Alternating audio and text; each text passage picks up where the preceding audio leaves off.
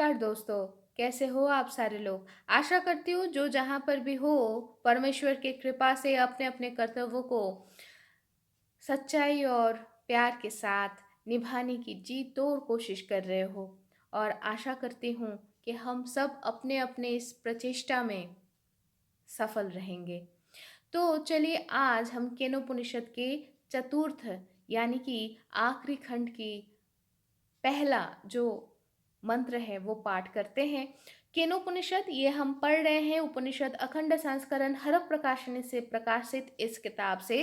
इस किताब के अनुवादक और संपादना किए हैं अतुल चंद्र सेन, सीतानाथ तत्भूषण और महेश चंद्र घोष महाशय। तो चलिए शुरू करते हैं केनोपनिषद की पाठ। हम लोग जानते हैं कि केनोपनिषद बाकी उपनिषद की तरह ही इसकी भी पाठ शुरू होगी शांति पाठ से।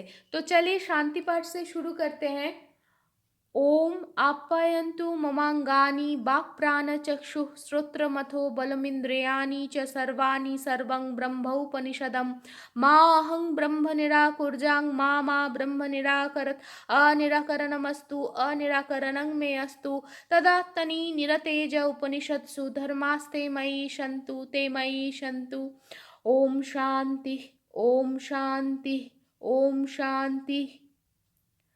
परम ब्रह्म के पास हमारी यही एक गुहार है कि उनकी कृपा से ये सारे ज्ञानेंद्रिय और कर्मेंद्रिय पोषण लाभ करे। उपनिषद में वर्णित सब कुछ ब्रह्म है। हम उनसे पृथक हैं या वो हमको त्यागे हैं, ऐसा कोई भ्रम उत्पन्न ना हो।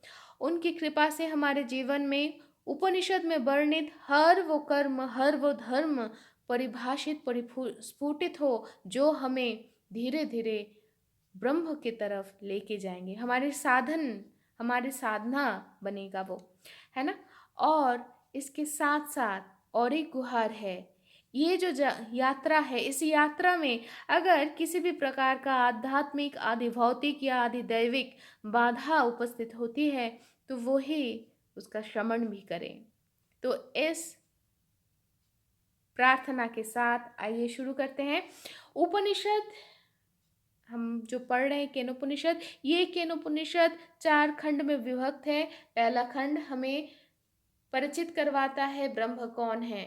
वो है परम कारण जिसके लिए आंख देख सकता है, नाक सूंघ सकता है, कान सुन सकता है और बागेंद्रिय बोल सकता है, मन सोच सकता है, लेकिन फिर भी हम इन सारे इंद्रियों से उनको जान नहीं पाते। वो सब हर एक का परम कारण है, लेकिन तब भी वो वाक्य और मन के हर एक इंद्रिय के अतीत है। लेकिन जिसमें भी आत्मा का प्रकाश है वो ही ब्रह्म है। लेकिन हम सच में कितना जाने, हमारे जानने की आंकलन कैसे करें गुरु की कृपा छोड़कर। इसलिए द्वितीय खंड में कहा गया है कि जब हमें गुरु की कृपा से ये उपलब्धि हो जाए कि हम जानते नहीं है ऐसा नहीं है और हम जानते हैं ये भी नहीं है, वही परम उपलब्धि है। वो तो है अविज्ञात। और इस जिंदगी में, इस जीव देह में ही हमें उनको जानने की ये जो साधना है वो पूरी करनी है। लेकिन हम तो इस त्रिमात्रिक हमारे जो लिमिटेशन है, सीमाओं में बंध चुके हैं। तो इसीलिए सीमाओं में बंध चुके हैं, इसलिए तृतीय खंड में सीमा में रहकर उस असीम को जानने के लिए एक छोटी सी कहानी की अवतारणा किया गया है, जहां पर देवासुर संग्राम में देवताएं विजय लाभ करते हैं और फिर सोचते हैं कि ये विजय हमारा है, और वो लोग गर्व से अहंकार में भटक जाते हैं। लेकिन सही मायने में हार जीत सब कुछ तो ब्रह्म है, हम तो सिर्फ निमित्त मात्र हैं। तो इसीलिए इसीलिए और ब्रह्म तो हम सबके परम गुरु हैं, गुरु के भी गुरु है ना, परम गुरु। हर गुरु उसी से, उनसे ही बंधे पड़े हैं, उनका ही प्रकाश है। तो वो मार्ग तो हमेशा दिखाएंगे। तो इसीलिए वो देवता के रूप में असुरों को और देवताओं को यक्ष के रूप में भटके हुए को राह दिखाए। यक्ष मूर्ति जहाँ तक देवताओं के सामने उपस्थित हुई तो वहाँ तक उनके मन में जानने की इच्छा और उसी के साथ साथ श्रद्धा की उद्भाव हुई, श्रद्धा जन्मी। और जहाँ पर ये दोनों हैं, अहंकार धीरे धीरे छटता जाता है, धीरे धीरे छटता जाता है। और इसीलिए देवताएं उस यक्ष मूर्ति को जानने के लिए यातवेदा यानी कि अग्निदेव को भेजे। लेकिन उन उन वो जहाँ तक पहुँचे वो सवाल तो नहीं किए, लेकिन यक्ष जरूर सवाल पूछे, तुम कौन हो, तुम्हारी शक्ति क्या है, तुम क्या कर सकते हो। तो अग्नि बहुत ही अहंकार के साथ कहने लगे कि मैं ही हूँ वो विख्यात यातवेदा यज्ञी। यातवेदा मतलब जो यातवेदा मतलब जो इस सृष्टि में जो कुछ सृष्टि हुआ है सब कुछ जानता है, और वो सब कुछ को जला सकते हैं। तो जहाँ तक ये सुने, यक्ष रूपी ब्रह्म उनको एक घास दिए और बोले, अच्छा इसको जलाओ। तो नहीं कर पाए, अग्नि नहीं जला पाए, और वो व्यर्थ होकर वापस चले गए देवताओं के पास और बोले, मैं उनको जान नहीं पाया। फिर उन्होंने मातरिष्या यानी कि प्राण शक्ति वायु को भेजे। वो जहाँ तक यक्ष के सामने उपस्थित हुए वो भी प्रश्न नहीं पूछे, लेकिन यक्ष के प्रश्न के सम्मुखीन हो गए। तो यक्ष पूछे, तुम कौन हो, तुम्हारी शक्तियाँ क्या है और तुम क्या कर सकते हो। तो वायु बोले, मैं विख्यात मातरिष्या हूँ, वायु हूँ, मेरा जो शक्ति है मैं सब कुछ को लेकर उड़ा के लेके जा सकता हूँ। तो ब्रह्म बोले, ठीक है, तो इस घास को उड़ा के लेके जाओ तो देखूं। तो नहीं कर पाए, वो भी वापस आ गए। जहाँ तक वापस आ गए देवताओं के सामने, वो आकर बोले, हम उनको जान नहीं पाए।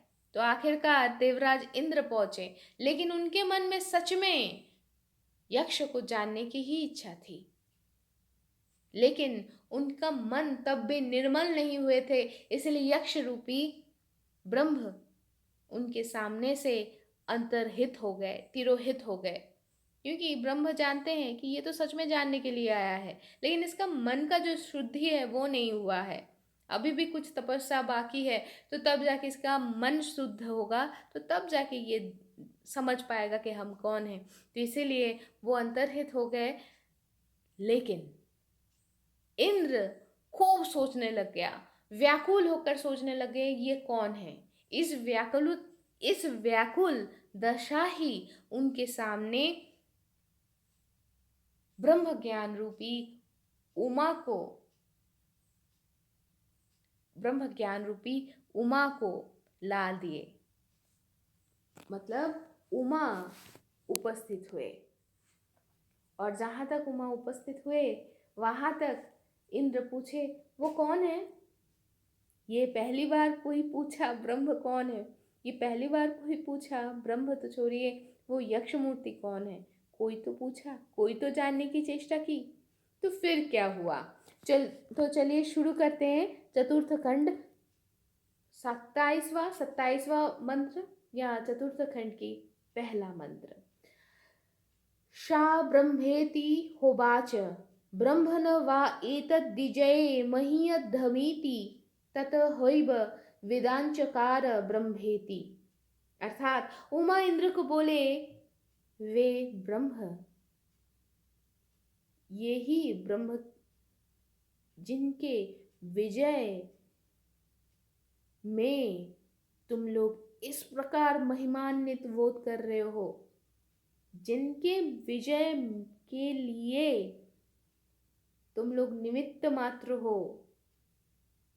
तो उमा के इन वचन से उमा बोली कि ये ब्रह्म के विजय से ही तुम लोग इतने महिमान्वित हुए हो। तो उनकी इस वार्ता से ही इंद्र जान पाए कि वो यक्ष मूर्ति ब्रह्म है। जिसका अर्थ क्या है, इंद्र के हृदय में जो उमा रूपिणी जो विवेक बुद्धि की उदय हुई है, उसकी सहायता से वो ब्रह्म को जान पाए। इंद्र यह भी समझ पाए कि देवताओं के विजय प्रकृत रूप में ब्रह्म की ही विजय है। देवताएं तो सिर्फ निमित्त मात्र है। उमा के मुंह से तो सिर्फ इतना बुलवाया गया, नहीं बुलवाया गया नहीं बोलेंगे, हम बोलेंगे कि इतना बोली वो कि ये ब्रह्म है और इनके ही विजय से तुम लोग इतने महिमान्वित बोध कर रहे हो। लेकिन उस शब्द से इंद्र ये उपलब्धि कर पाए कि वो तो सिर्फ निमित्त मात्र हैं। ब्रह्म ही सारे शक्ति के, सारे ऊर्जाओं के स्रोत है, उत्स है। ब्रह्म की शक्ति से ही वे शक्तिमान हैं। ब्रह्म के गौरव में ही वो लोग गौरवान्वित है। इसी प्रकार साधक के हृदय में जब ब्रह्म ज्ञान की उदय होती है, तब वो हर एक कर्म में ब्रह्म की ही प्रेरणा को उपलब्धि कर पाते हैं। उनकी अहंकार दूरीभूत होती है। वो समझ पाते हैं कि उनकी खुद की कोई शक्ति नहीं है, उनकी खुद की कोई गौरव नहीं है। समस्त जो शक्ति है, समस्त जो गौरव है वो ब्रह्म के, ब्रह्म की शक्ति से ही वो शक्तिमान है, ब्रह्म के गौरव से ही वो गौरवान्वित है। तो दोस्तों, आज आज के लिए यहाँ तक ही। हम फिर मिलेंगे अगले मंत्र के साथ। तब तक के लिए खुश रहिए, स्वस्थ रहिए और प्रार्थना में रहिए। शुभमस्तु।